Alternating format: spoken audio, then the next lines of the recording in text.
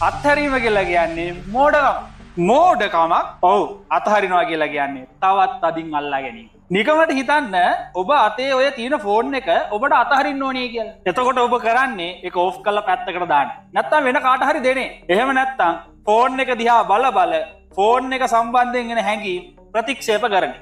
හැබැයි ඔය ෆෝන් එක ප්‍රතික්ෂේප කරන්න හදන තැනම ෆෝන් එක සම්බන්ධයෙන් පැන නගින පීඩනකාරී සිතුවිලි සමූහයක් ඒ වෙලාවෙම නිර්මාණය වෙන්න ගන්න. අතහරින්න හදන ෆෝන් එක ඔබේ ලෝකේ විශේෂිතම වස්තුව වෙන්න පටන් ගන්න. බුද්ධ දේශනාවේ අතහැරීම කියලා කියන්නේ භෞතික සම්පත් අතහැරීමක් ගැන නෙමෙයි. මෙතන ඇත්තටම අතහරින්න නෙමෙයි ඕනේ. දේවල් දිහා බලන විදිහ වෙනස් කරගන්නයි ඕනේ. අල්ලා ගැනීම ගැන සිහිනුවණින් විමසීමට ලක් කරන්නයි ඕනේ. ඒක මේ විදිහට ලියා ගන්න. කොහෙන්ද ෆෝන් එක අල්ලගෙන ඉන්නේ? කොහොමද ෆෝන් එක අල්ලගෙන ඉන්නේ?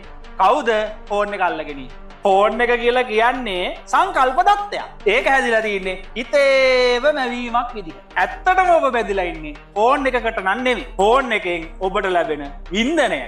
ඔබට අතහැර ගන්න බැරි ඒ වින්දනය මිසක් භෞතික ලෝකයක තියෙනවයි කියලා හිතන ෆෝන් එකක් නන් නෙමෙයි. හරි. එතකොට දැන් අපි බලමු ෆෝන් එක අල්ලගෙන ඉන්නේ කවුද කියලා. මෙතනදී ෆෝන් එක කියන අරමුණත් එක්කයි මම කියන සංඥාව පහළ වෙන්නේ. නිකං හරියට ඒක මේ වගේ දෙයක්.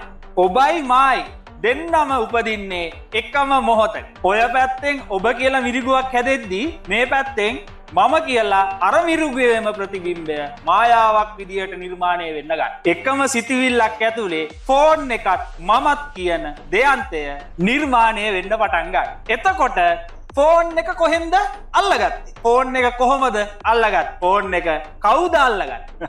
අල්ලා ගැනීමම මායාවක් වෙන තැන අතහැරීම ගැන කුමන කතාවක්ද? එහෙම බැලුවම අතහැරීම කියලා කියන්නේ අල්ලගත්ත වස්තුව තවත් අදින් අල්ලගන්න ලොක්කුම මෝඩකමක්.